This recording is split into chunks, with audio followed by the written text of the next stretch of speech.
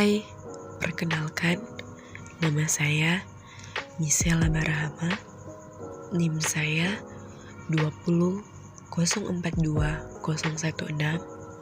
Saya dari kelas 2A, Akuntansi Perpajakan. Baiklah, saat ini kita akan membahas materi tentang Surat Pemberitahuan Pajak atau SPT. Nah, sesuai dengan materi kita pada saat ini tentang Surat Pemberitahuan Pajak, kita harus mengerti terlebih dahulu apa yang dimaksud dari Surat Pemberitahuan Pajak. Surat Pemberitahuan atau SPT adalah surat yang oleh wajib pajak digunakan untuk melaporkan penghitungan dan atau pembayaran pajak, objek pajak, dan atau bukan objek pajak, dan atau harta dan kewajiban menurut ketentuan perundang-undangan.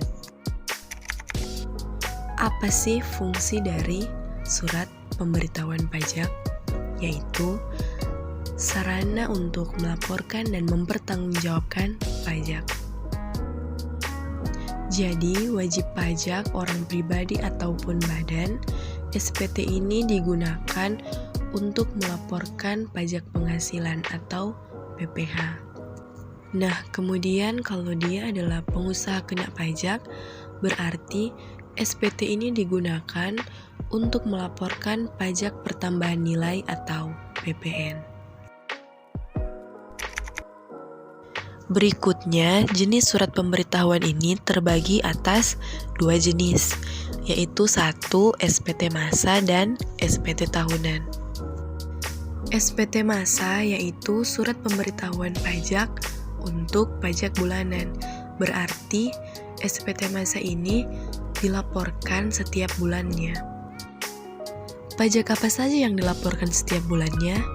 Yaitu pajak penghasilan pasal 21, pajak penghasilan pasal 22, pajak penghasilan pasal 23, pajak penghasilan pasal 25, pajak penghasilan pasal 26, dan juga ada pajak pertambahan nilai dan pajak penjualan atas barang mewah. Kemudian ada SPT tahunan. SPT tahunan adalah surat pemberitahuan pajak untuk suatu tahun pajak. Berarti SPT tahunan ini mencakup dari bulan Januari sampai juga bulan Desember. SPT tahunan ini kita bagi lagi jenis formulirnya. Nah, untuk badan, jenis formulirnya yaitu SPT 1771. Sedangkan untuk orang pribadi, jenis formulirnya terbagi atas 3, yaitu 1770, 1770 SS, dan 1770 S. Perbedaannya di mana? Kalau dia formulir SPT 1770, itu adalah formulir yang digunakan untuk melaporkan pajak di mana wajib pajaknya tidak memiliki ikatan kerja. Dalam hal ini, misalnya notaris, konsultan, dokter.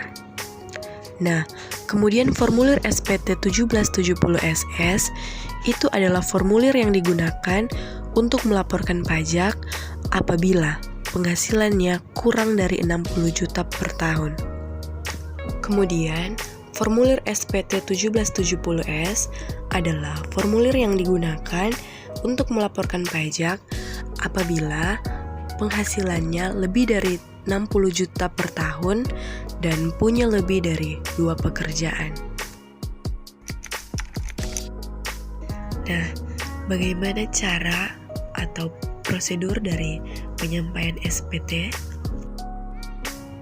Cara yang pertama, wajib pajak mengambil sendiri formulir SPT di kantor pelayanan pajak setempat. Kemudian, mengisi SPT dengan benar, jelas, dan lengkap sesuai dengan instruksi yang ada.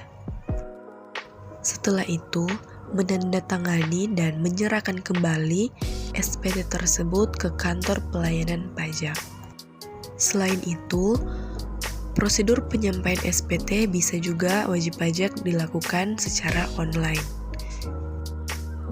Cara yang pertama, wajib pajak bisa mendownload aplikasi e-SPT di www.pajak.go.id. Cara yang kedua adalah dengan menggunakan e-filing secara online atau real time.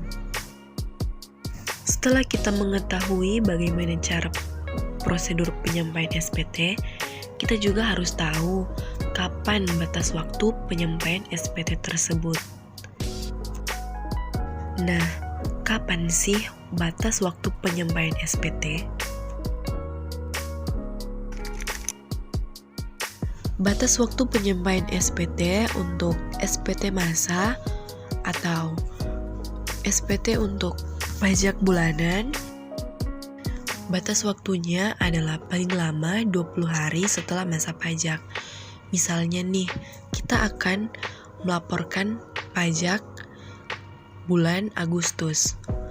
Berarti maksimal batas penyampaian pajak ini bulan depan atau bulan berikutnya, berarti bulan September tanggal 20. Nah, untuk SPT tahunan orang pribadi, paling lama 3 bulan setelah akhir tahun pajak, berarti tanggal 31 Mei di tahun berikutnya. Kemudian SPT tahunan wajib pajak badan paling lama 4 bulan setelah akhir tahun pajak, berarti tanggal 30 April di tahun berikutnya. Nah, apa yang akan terjadi apabila kita terlambat atau tidak melaporkan SPT ini sesuai waktu yang ditentukan? Otomatis kita akan dikenakan sanksi. Nah, di sini kita bisa melihat sanksi yang pertama, yaitu sanksi administrasi. Dia dimulai dari 100.000 sampai dengan 1 juta. Nah, yang kedua yaitu sanksi bunga. Apabila kita terlambat membayarnya, berarti kita dikenakan tarif 2% per bulan dari pajak yang terutang. Yang ketiga adalah sanksi kenaikan. Tidak disampaikan hingga mendapat surat teguran, maka tarifnya adalah sebesar 50% dari pajak yang terutang. Dan yang keempat adalah sanksi pidana.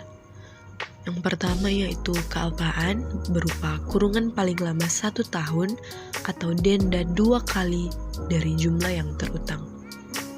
Yang kedua adalah dikarenakan faktor dari kesengajaan, berarti dia mendapatkan sanksi pidana kurungan paling lama 6 tahun atau denda 4 kali dari jumlah yang terutang.